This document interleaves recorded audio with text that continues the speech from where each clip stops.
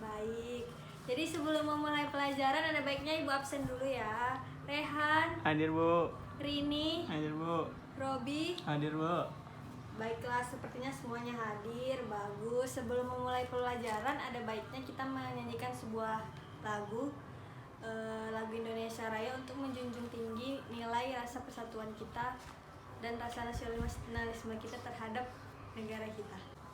Nah, sebelum memulai pelajaran yang baru, anak-anak Ibu belajar pasti semua semalam kan? Belajar, Bu. Nah, coba Ibu tes kalau belajar. Kemarin kita belajar apa? Perubahan wujud benda ya, Bu? Iya, benar sekali. Perubahan wujud benda. Sekarang sama Ibu kita mau belajar.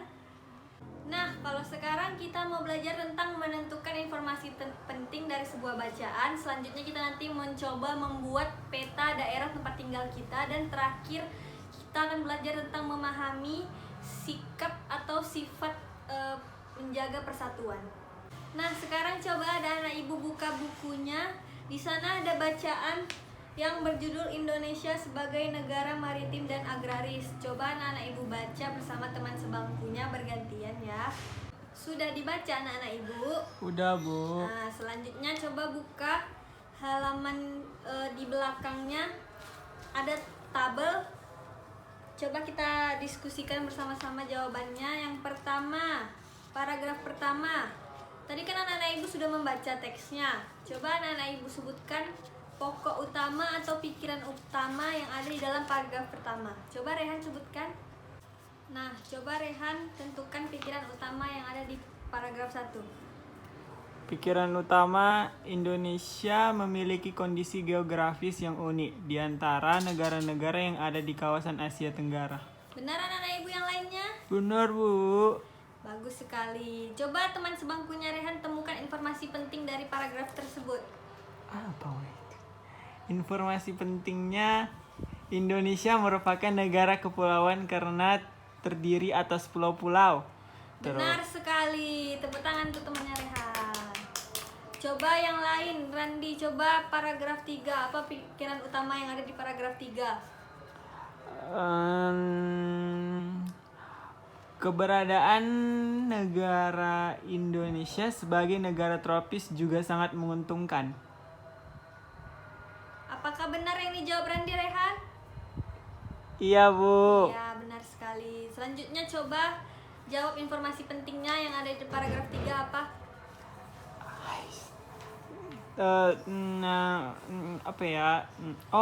Terdapat 2 musim di Indonesia, yaitu kemarau dan hujan, yang membantu para petani dan nelayan Indonesia untuk bekerja. Benar sekali. Tepuk tangan untuk Rehan. Selanjutnya anak-anak Ibu minta untuk membuat ringkasan berdasarkan bacaan yang sudah dibaca tadi dengan berpatokan pada tabel tadi. Tadi anak-anak Ibu kan sudah menemukan pikiran utama dan informasi pentingnya. Jadi nanti membuat ringkasannya berdasarkan tabel saja biar lebih mudah ya anak-anak Ibu. Ya, Bu. Nah, coba Rehan bacakan ringkasan yang sudah dibuat. Negara Indonesia termasuk negara kepulauan karena terdiri atas pulau-pulau. Indonesia juga termasuk negara maritim, yaitu negara yang lautnya lebih luas dibanding daratannya. Selain itu, Indonesia merupakan negara agraris, yaitu negara yang mayoritas penduduknya bekerja sebagai petani. Indonesia memiliki 2 musim, yaitu kemarau dan hujan. Semua kekayaan dan kondisi alam tersebut pada para petani dan nelayan Indonesia yang terbantu. Apakah yang dibilang Rehan tadi sudah mencakup semuanya yang dari teks tadi? Sudah, Bu. Nah, seperti itulah membuat ringkasan. Bagus ya Rehan. Ya, Bu. Nah, anak-anak Ibu selanjutnya coba simak bacaan yang ada di bukunya. Di sini dikatakan dengan menggunakan peta kita dapat mengetahui kondisi geografis sebuah daerah. Nah, sekarang anak-anak Ibu minta membuat peta daerah tempat tinggalnya. Seperti yang Ibu contohkan ini, Ibu ada membuat contoh peta daerah tempat tinggal Ibu. Jadi di sini Ibu buat ini rumah Ibu. Ini hutan di belakang rumah Ibu, ada balai desanya, ada puskesmasnya, ada sekolahnya. Lengkap ya anak-anak Ibu buat, nanti diwarnai sesuai dengan daerah ketinggiannya masing-masing. Bisa anak-anak Ibu? Bisa, Bu. Sudah dibuat petanya anak-anak Ibu? Sudah, Bu. Nah, coba anak-anak Ibu perhatikan biasanya penduduk yang bertempat tinggal di dataran tinggi itu bekerja sebagai apa? Petani, Bu. Benar sekali, karena di tempat tinggi itu biasanya orang menanam seperti sayur-sayuran. Jadi penduduknya itu rata-rata bertani, menanam sayur-sayuran, menanam buah-buahan. Karena biasanya di dataran tinggi itu tanaman-tanaman itu yang lebih cepat tumbuh. Nah, nanti anak-anak ibu presentasikan peta yang dibuat dan presentasikan juga kesimpulan yang anak-anak ibu buat dari peta tadi.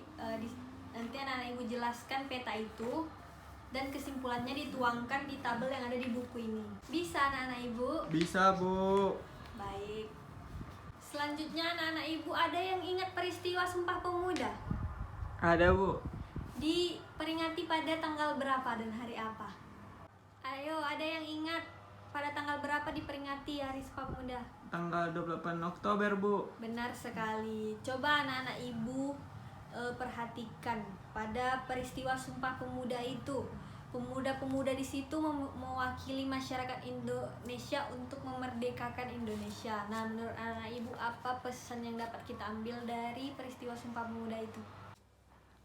Menjaga persatuan kesatuan untuk membentuk negara yang merdeka, Bu. Benar sekali Rehana. Selanjutnya anak-anak ibu coba baca teks yang ada di bukunya yang berjudul Usaha Mempertahankan Negara Kesatuan Republik Indonesia.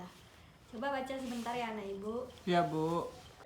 Nah, sudah dibacakan anak-anak ibu? Sudah, Bu. Nah, sekarang setelah membaca teks tadi, coba kita jawab bersama-sama pertanyaan yang ada di bukunya. Pertanyaan pertama coba dijawab oleh Bobby. Mengapa tanggal 20 Mei merupakan tanggal berdirinya organisasi Budi Utomo diperingati sebagai Hari Kebangkitan Nasional? Jawabannya, karena organisasi Budi Utomo mampu membangkitkan semangat persatuan dan kesatuan Indonesia sehingga tanggal berdirinya organisasi Budi Utomo dijadikan momentum kebangkitan nasional. Benar sekali, tepuk tangan untuk Rehan. Nah, pertanyaan terakhir coba dijawab oleh Sinta, supaya Sinta dipersilahkan. Bentar ya, Bu. Pertanyaan nomor 4 ya Sinta. Oke. Apa saja usaha yang telah dilakukan untuk mengatasi ancaman terhadap keutuhan NKRI pada waktu dulu dan sekarang? Nah, coba jawab. Saat dulu, usaha yang dilakukan yaitu membentuk organisasi-organisasi untuk menyatukan elemen-elemen masyarakat serta melakukan pemberantasan terhadap organisasi pemberontak. Pada saat sekarang, usaha yang dilakukan yaitu membuat instrumen hukum serta penegak hukum untuk memberantas para pelaku yang berusaha memecah belah bangsa, Bu. Ya, apakah jawaban yang dijawab oleh Sinta benar, Rehan? Benar, Bu. Bagus sekali. Beri tepuk tangan untuk Sinta. Nah, selanjutnya anak-anak ibu minta untuk membuat sebuah clipping yang mana isinya tentang, coba anak-anak ibu cari tahu bagaimana usaha-usaha menjaga persatuan dan kesatuan yang dilakukan oleh pemerintah maupun masyarakat. Anak-anak ibu coba temukan informasinya di internet atau di majalah atau di koran. Nanti anak-anak ibu membuat sebuah clipping dengan informasi yang anak-anak ibu temukan. Tugas ini dilakukan secara berkelompok. Nanti satu mengumpulkan informasi, satu membuat clippingnya. Bisa anak-anak ibu? Bisa, Bu. Nah, anak-anak ibu selanjutnya coba kita jawab pertanyaan yang ada di bukunya. Yang pertama, mengapa Indonesia disebut sebagai negara kepulauan sekaligus negara maritim?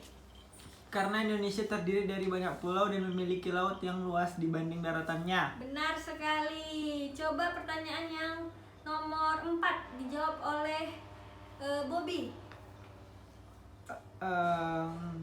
Contoh ancaman ya, Bu. Iya, benar sekali. Tawuran antar pelajar atau golongan masyarakat, sikap fanatisme yang menciptakan kebencian antar golongan organisasi masyarakat, berita hoaks, ujaran kebencian yang disampaikan di dunia nyata maupun dunia maya, Bu.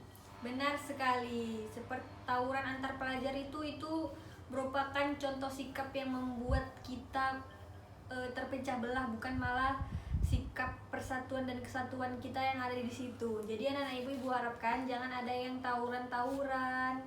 Ya anak-anak ibu? Iya, Bu. Nah, selanjutnya coba pertanyaan terakhir dijawab oleh Rizky. usaha apa saja yang menurutmu perlu dilakukan? Oke. Jawabannya, Bu? Iya. Coba jawab. Bentar ya, Bu. Hihihi. Memperbaiki pola pikir masyarakat Indonesia agar selalu mengutamakan kepentingan masyarakat umum dibanding kepentingan pribadi atau kelompok. Contohnya, dengan bersikap toleran terhadap sesama meskipun berbeda status agama, suku, budaya, dan lainnya. Benar sekali anak-anak ibu. Salah satu contoh sikap menjaga persatuan dan kesatuan itu dengan menjunjung tinggi nilai toleransi. Jadi kita nggak boleh membedakan teman kita yang berbeda ras, suku, warna kulit, agama. Jadi kita nggak berkawan sama ini karena dia beda agama, nggak boleh. Kita harus berkawan sama semua teman kita.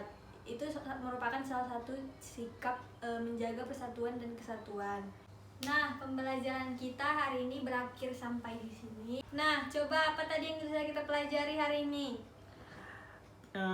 Membuat denah peta rumah, Bu. Iya, benar sekali. Selanjutnya tadi kita juga ada menemukan informasi penting dari teks Indonesia sebagai negara maritim dan agraris. Dan selanjutnya yang terakhir tadi kita belajar apa, Nak Ibu? Tentang Hari Kebangkitan Nasional. Iya. Di situ memperingati kita dengan sikap menjaga persatuan dan kesatuan. Selanjutnya anak-anak ibu minta mengerjakan PR. Nah, PR-nya itu mintalah nanti orang tua dari anak-anak ibu menceritakan tentang bagaimana dulu di sekolah mama papanya memperingati Sumpah Pemuda. Nanti anak-anak ibu buat cerita singkat atau ringkasan tentang cerita orang tuanya tadi, tentang mama papanya tadi. Besok ibu suruh satu persatu menceritakan apa yang udah ditulisnya. Nah, selanjutnya sebelum mengakhiri pelajaran, ada baiknya kita berdoa dahulu. Amin. Nah, selanjutnya pembelajaran kita hari ini Ibu akhiri dengan mengucapkan Assalamualaikum warahmatullahi wabarakatuh anak-anak Ibu. Waalaikumsalam warahmatullahi wabarakatuh.